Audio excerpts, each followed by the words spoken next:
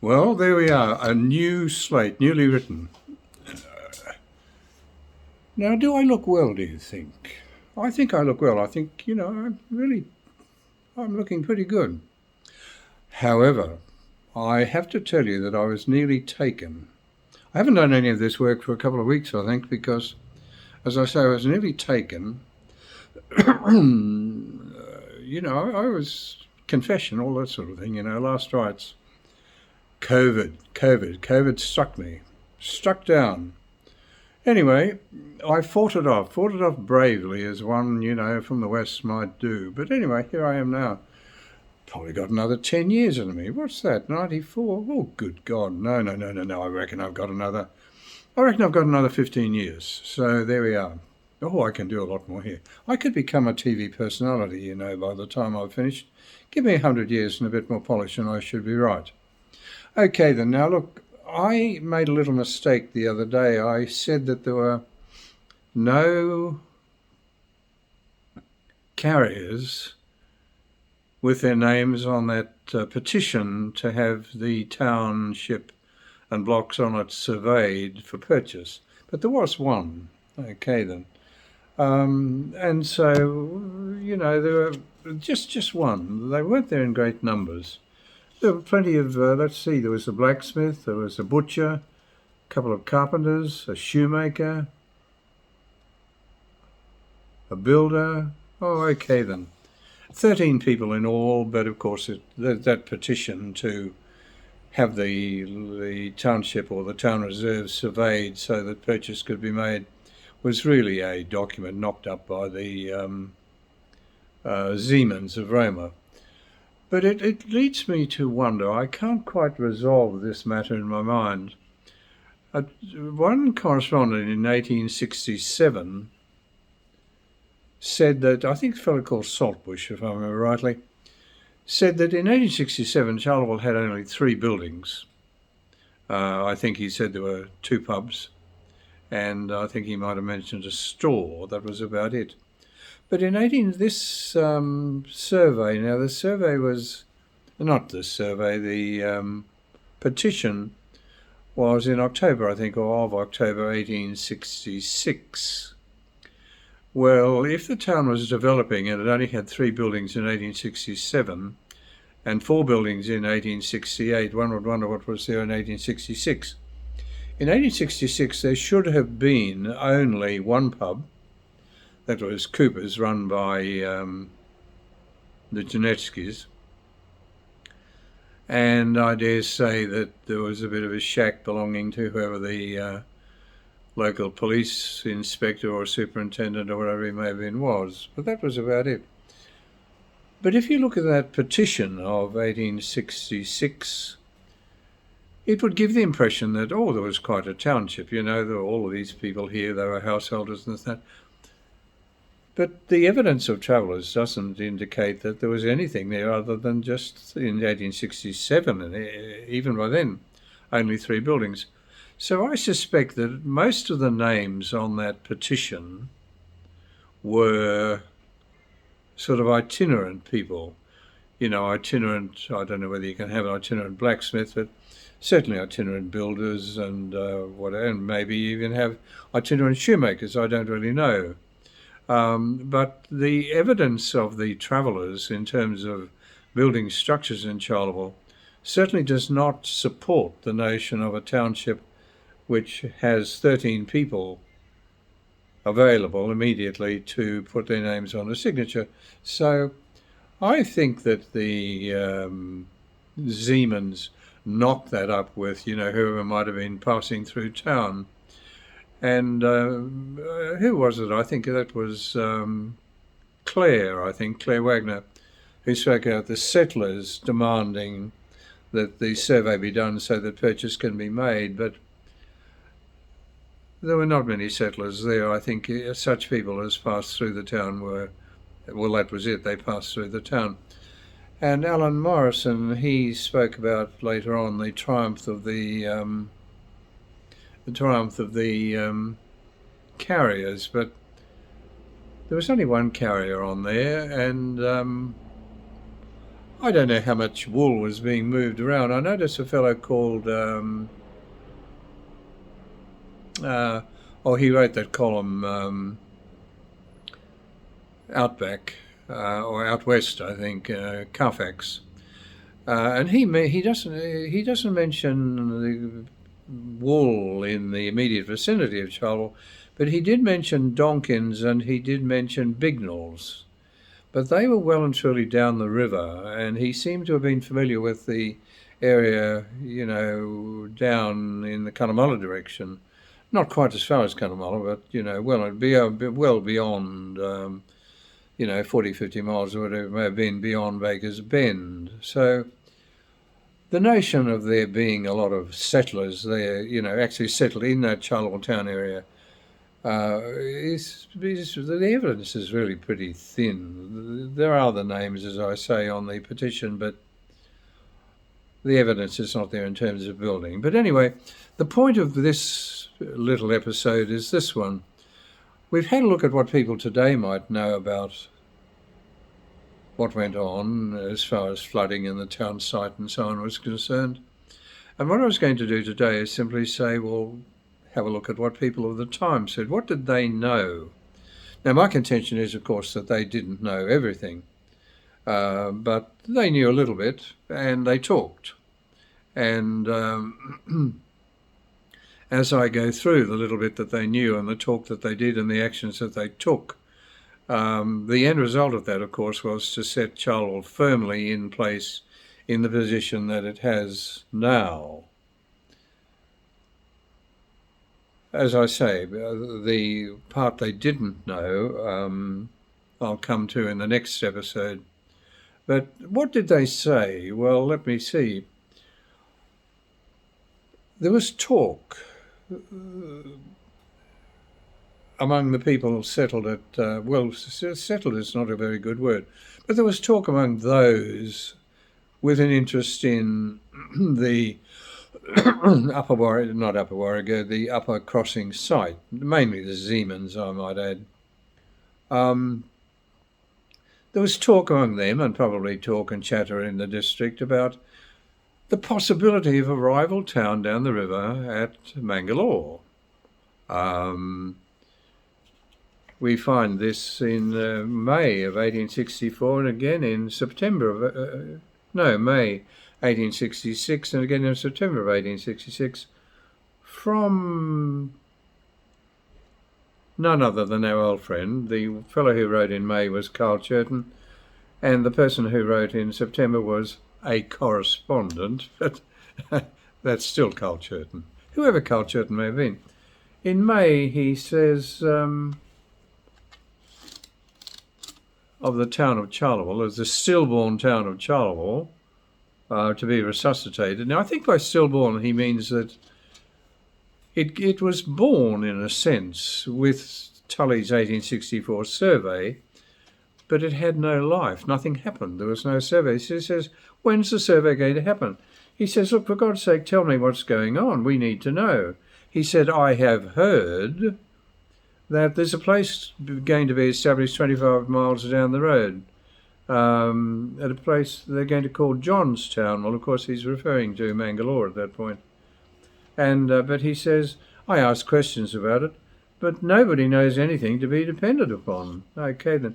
He wrote again in September, and once again he's saying, look, when are you going to have this land surveyed? Now, he wrote this on the 7th of September. Well, he apparently didn't know that on the 30th of September. No, not very long afterwards. Not necessarily the 30th, but not long afterwards. Of course, Chester turned up and did the survey that he was demanding. But he says of the site, by the way, he said it is about the worst spot that could have been selected. Well, of course, he had plenty to say about that, but I'll tell you more about that at some later point. So there was that talk. So that was the early talk about the site and the town and so on. People want the survey done, but there are rumours going around that there was a possibility of another town being established down the road. Okay, then, but That excited quite a bit of talk, of course, about what was going on down the road. But as I turn the page here, I find other comments about the quality of Tully's work. I mean, here's Churton just saying that, it's about the worst site that could have been chosen. I notice in September someone writing and saying that the siting of the town was an ill-advised blunder. And then, oh dear, what followed from there? Oh yes, he says, I found myself in that wonderful township, the site of which reflects undying credit on Mr. Tully. All I can say is he must have been mad when he put the township down where it is. And then later on, who is this one? This is January 1869. They're still complaining about, some people at least, are still complaining about the site. And this is a Warrego's correspondent of the Queensland Times. It could have been Churton, I'm not quite sure, but probably not, because he normally didn't write to the Queensland Times. He usually wrote to the Brisbane Courier, or when he spread himself about, the Dalby Herald, or, one of the ones down that way. He says that Charleville as a site for a township is a mistake, I grant.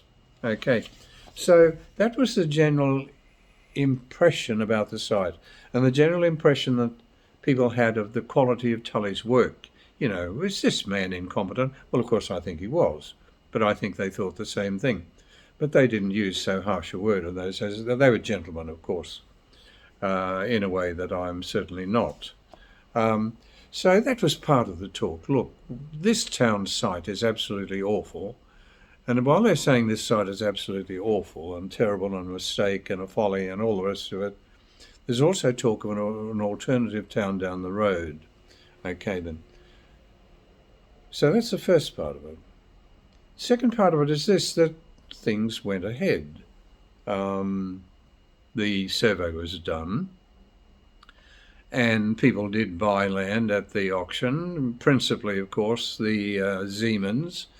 The Siemens bought, I think, 5 blocks of those that are available at that 1867 auction, and 3 of the 5 that they bought were corner blocks, so that the Siemens were certainly cementing themselves in the key parts of the town, and the town that I've no doubt that they hoped would be permanently there and certainly not move down the road to Mangalore.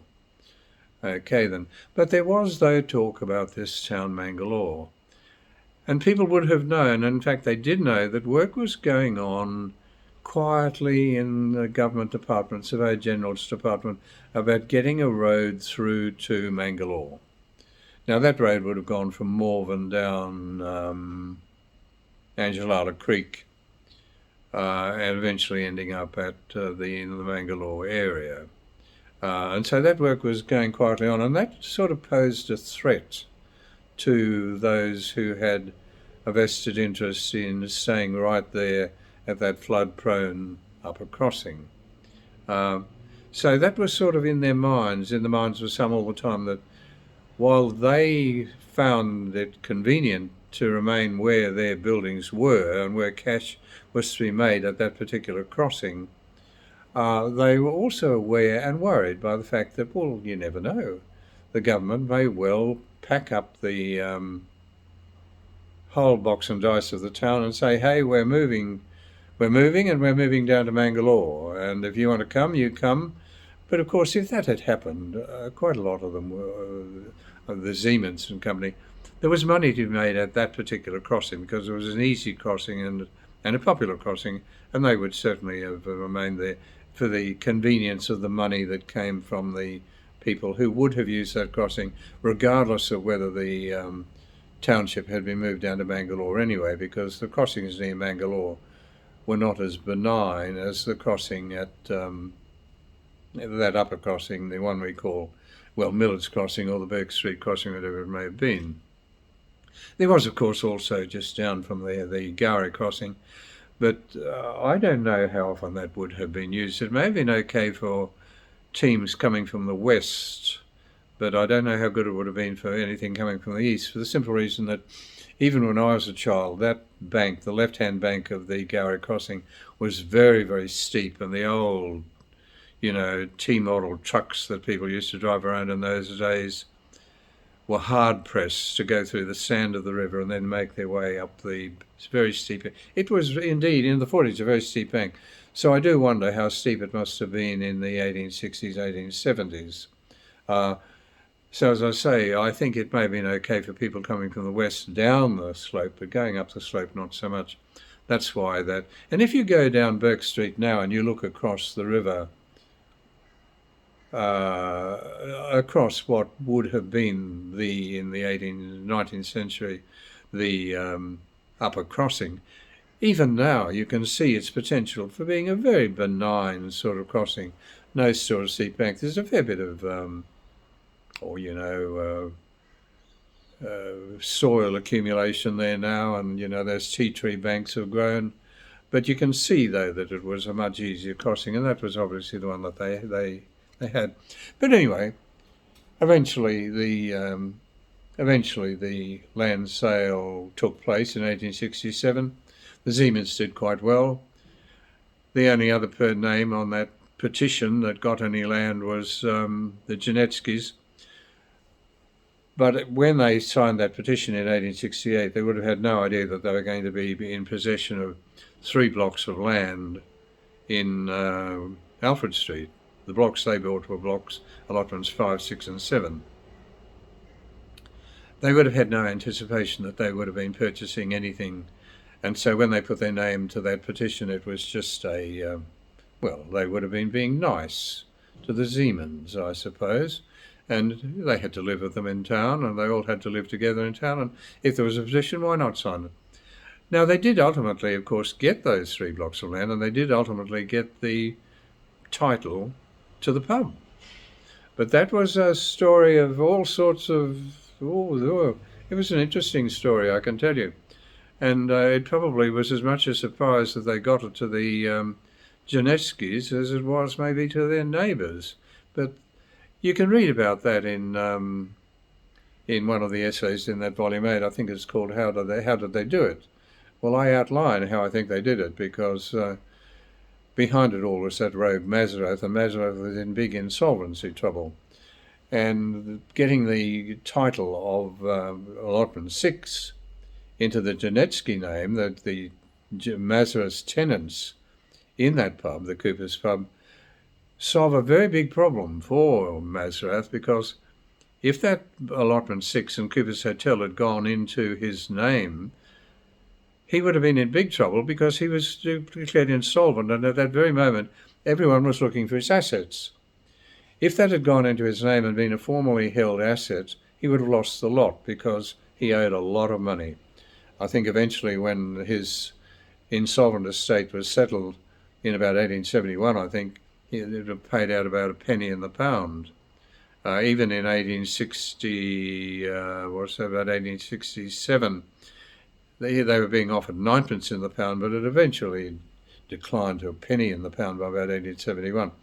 He did not want his name on that title, even though he had every right to it. And God only knows what skullduggery went on in order to get the Janetsky name there.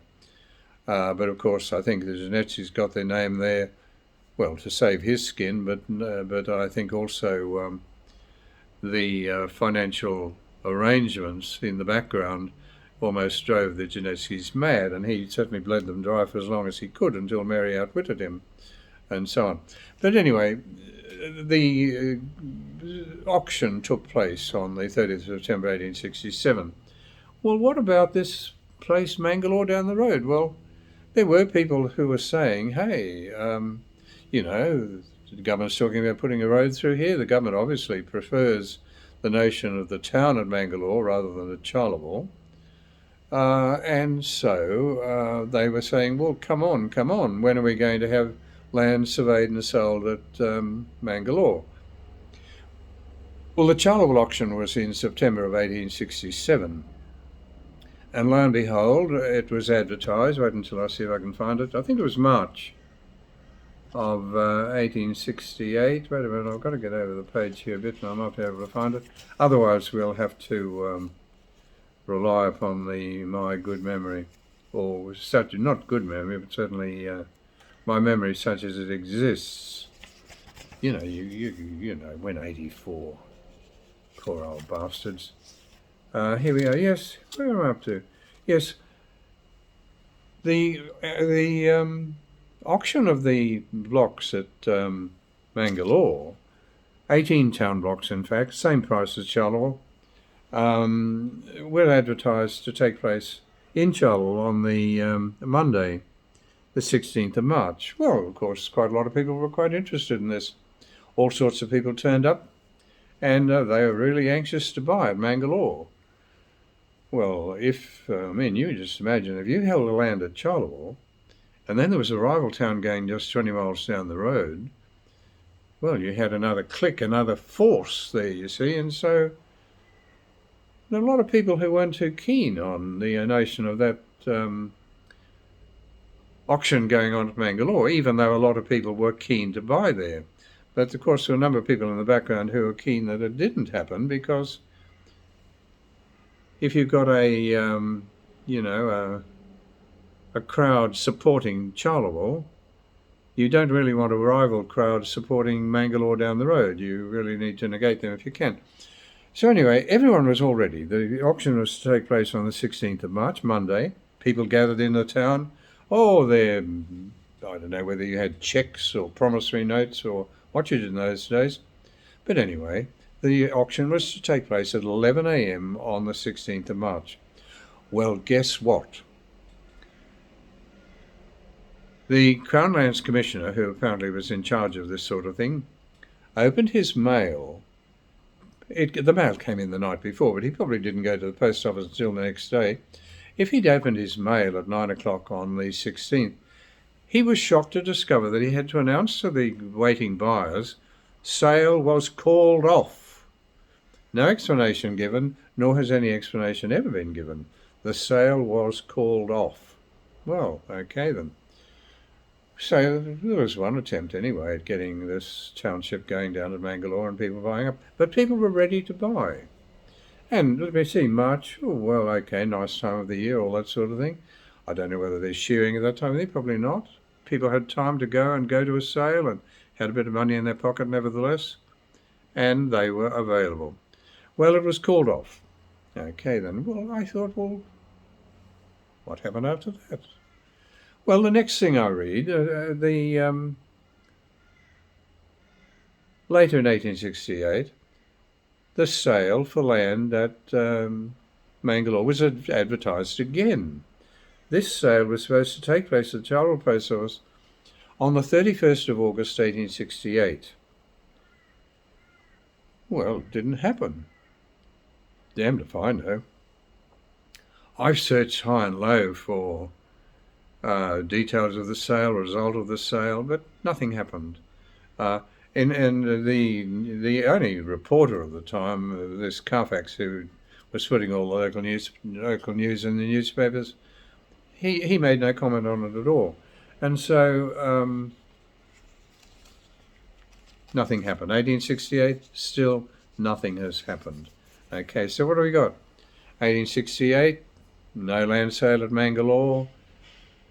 The only thing that was true of Mangalore was that after that first sale, the March of 1868 sale, now how it happened I really do not know, but shortly after the sale didn't take place, the Travellers' Rest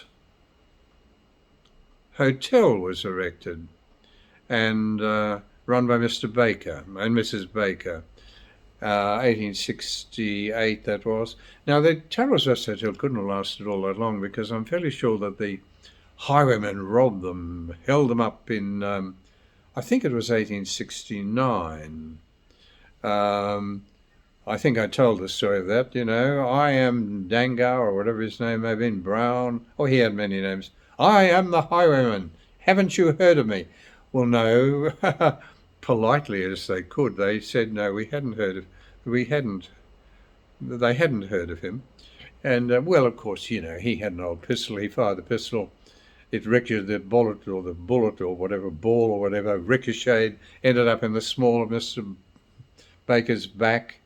No great damage done. Mrs. Baker, according to her evidence in the later court case, carried on like a silent movie heroine. Oh, you have made me a widow.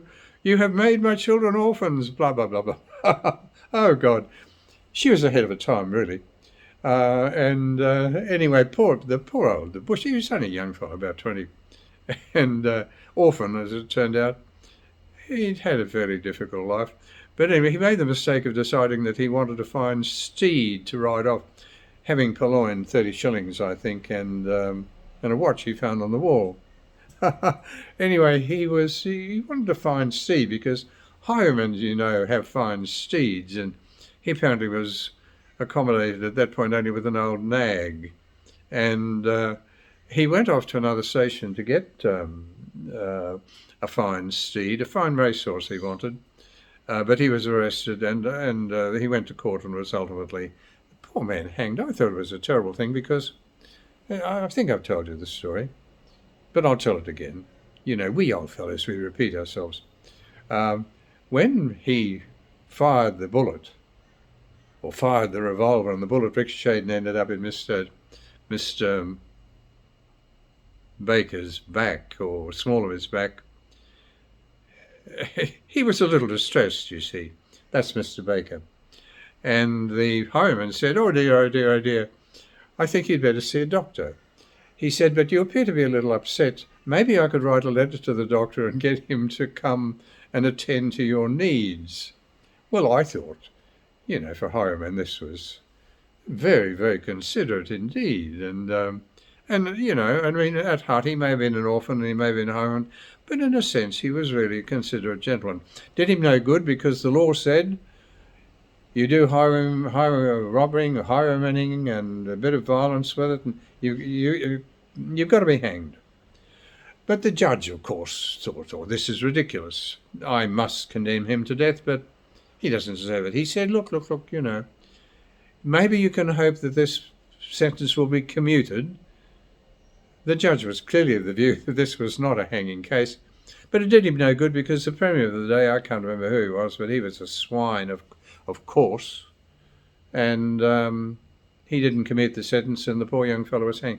But he admitted to a couple of other minor robberies along the way, but it was an undeserved hanging, I can tell you. Okay, so and then I think about 1871, I wouldn't be certain about that date, about 1871, the hotel burnt down. Now, I don't know whether it was well insured. As you well know, hotels usually burn down under mysterious circumstances around about 1 o'clock in the morning with pretty good insurance.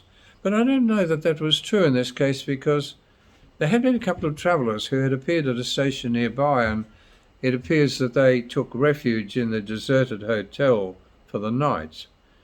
And sometime later, after they left, people came upon the hotel and found the smouldering ruins of the hotel, and that was the end of the Mangalore Travellers' Rest Hotel.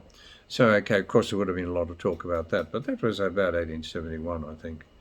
Maybe a little later, but I think it was about then. But anyway, no matter. You can look it up. Okay, so we're up to the point where land sales have taken place in Charleville. Land sales aborted, had not taken place in Mangalore, and so there was still talk going on about the government building a road through to Mangalore. And so this must have worried the big boys.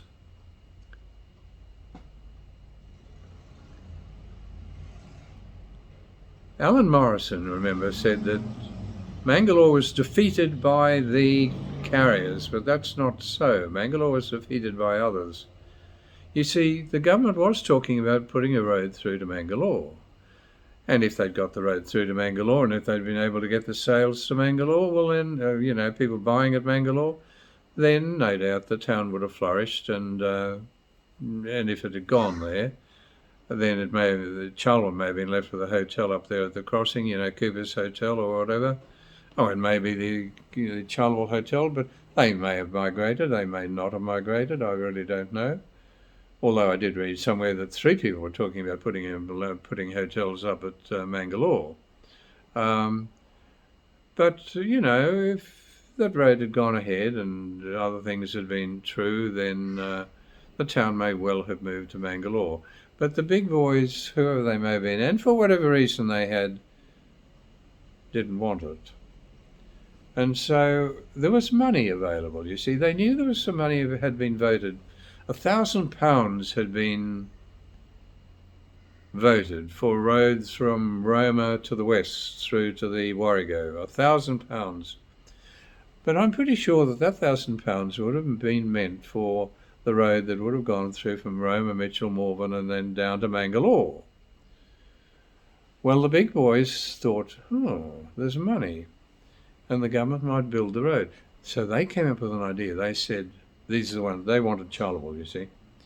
They said, if we can get our hands on that money, we'll build a road ourselves, but we won't build it to Mangalore.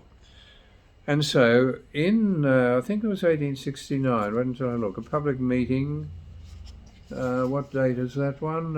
Yes, 1869 in August. They had a meeting in 1869 in August. Where was it held? No, it just says it was held in Charleville. It would have been at the Charleville Hotel, of course, because, the Charleville Hotel was the quality hotel. Cooper's was a bit rough, a bit, they played up there from time to time, I can tell you. Whereas the quality went to Charleville. You know how people used to go in the 1940s to the Warrego Club with the birdcage out in front, the mustachioed gentleman and so on. Okay then. Well, when there was no Warrego Club, they went to the Charleville Hotel. And they had a meeting at the Charleville Hotel, and they made representatives to the government they wanted £500. 1,000 had been allocated, but they wanted 500 of it. And so the government, of course, they had connections, Who was the old swine who was the member at that time? I can't remember what his name was. It says he was a colonial secretary, I see, and our member, it may have been separate, I'm not sure. Anyway, the big boys had connections in the Parliament. Of course, Downes men and relatives of the Downes men, all that sort of thing. And they thought, look, let's pull strings, and if we can get part of that money, we'll build the road. Well, of course, they didn't intend building the road to Mangalore. They intended building the road to Charleville. Morven, boom, straight through to Charleville. No water there, of course, but they said, no worry, build the road and the water will come. And the water was going to come, you see, by the erection of some dams. And they did indeed build the road, and they did indeed get a dam there by about 1871, I think it was. By that time, Bradley had, I might add from Mangalore, Bradley had erected the Bradley's Dam on the road, somewhere between Charleville and Mangalore. Some people may well know where it is or where it was. I don't, but it's there somewhere, or was there somewhere. And so anyway, they wrote to the government. The government was sympathetic to their view, but the government said, well, now look, don't expect us to do these things for you. You name 3 people in whom great trusts can be placed. So they had another meeting. Oh, this was a grand meeting. Wait until I have a look. Yes, here it is here. This was one of these meetings. It was held at the Charleville Hotel. By this time, Zeeman's Charleville Hotel was being managed by Mr. Prince.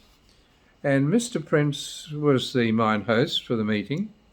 In fact, he moved one of the motions, one of the key motions. But it was all a great, all the mustachioed gentlemen would have been there. The future, their grandchildren would have been members of the Warrego Club with the birdcage in front. Oh, the stirring speeches were given. And the report says, cheers were heard. Cheers for this. Cheers. Apparently, if you went to a meeting, in 19th century, the meetings were frequently interrupted with bursts of cheers. I don't know what people do these days. Maybe they applaud or something. I don't know. But in those days, cheering was the order of the day. Oh dear. But anyway, the outcome of it was this, that the government said, well, you name 3 people, and so, needless to say, very quick, this is in October of 1869. Now remember what was the date of that meeting? The first meeting was August 1869. Well, I mean, this is speedy work. August 1869 was the first meeting. They said, please, we'd like £500 of that money you've got for roadworks out in the west. And they said, look, you give us the money and we'll build the road, but it won't be to Mangalore, it'll be to Charleville. So anyway, they did come up, and I got them mixed up because I was working with my aged mind last time, and I got not the names mixed up, but I got one name forgotten and one place mucked up. Okay.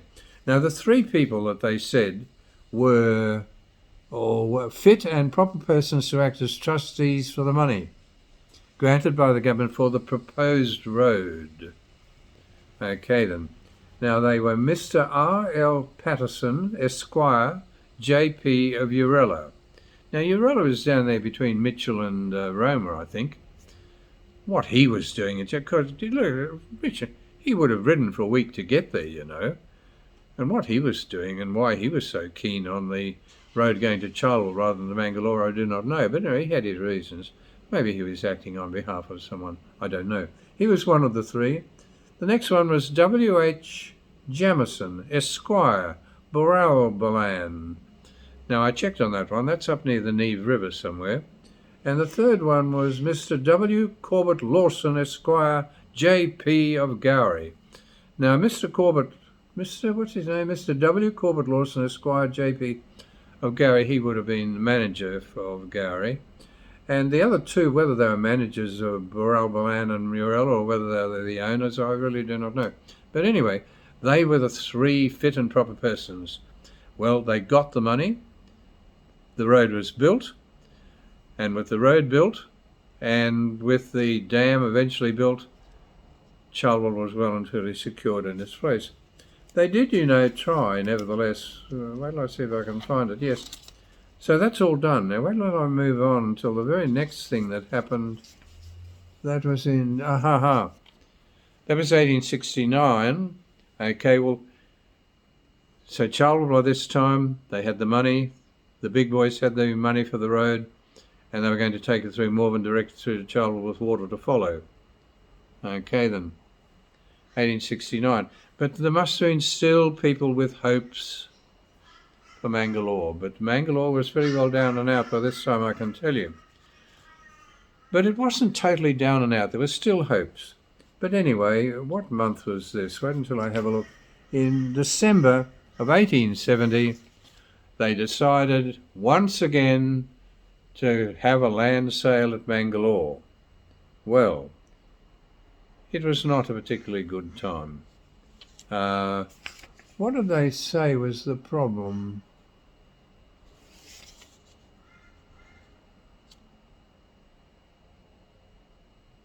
No, I can't see it there, but nevertheless, somebody thought that it was rather foolish to be having a land sale at that particular time because, I don't know, people were shearing or, everyone was out of town and the economy was bad and there was no money. So there was no money, people were busy, and there was no time to be going to land sales at this place down the road in Mangalore. But nevertheless, they were going to have a land sale at Mangalore big time. And they said that 146 lots were to be available at Mangalore. Okay, then. And he says that the only persons present, in fact, there was no one there. The people who were in charge of organising the sale were there, of course, and they had charts and God only knows what not. And they had 146 lots to be sold. And it would appear that the salesman, the land agent he was called, he was surrounded with elaborately coloured charts, and he plodded wearily through the whole of the lots without the slightest encouragement from the capitalists of the Warrego, and at the end of the day, having made his way through all 146 lots, not one lot was sold. And that was the end of Mangalore. Okay, then, so I closed my book. But that's as much as people would have known. They would have known that, yes, there was talk, first of all, demand for land sales at Charleville. And while that was going on, there was that worrying business about this business. This town may well be replaced by the place down at Mangalore. The government was continuing to build roads, and people were a bit, who had an interest in the Charleville site, were a bit concerned about this. So two things going on. One, a demand for land at Charleville. One, worry about the possibility of the road, ship and the town down to Mangalore. But by the time 1869 came, the big boys had got the money and they built the road themselves, but not to Mangalore. They diverted the money into a road directly from Melbourne to Charleville, and who was going to, anyone heading out that way was certainly going to be waylaid. And why would they take the trip down to Mangalore where there was nothing when they could take the road through to Charleville where there were 4 buildings and so on? So Mangalore sort of came and went. It was like a comet. It came and it went and disappeared.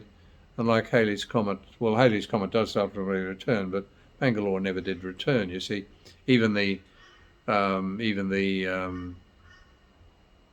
Traveller's Rest Hotel went up, well, not even under mysterious circumstances. It was just went down by some fairly careless travellers and so on.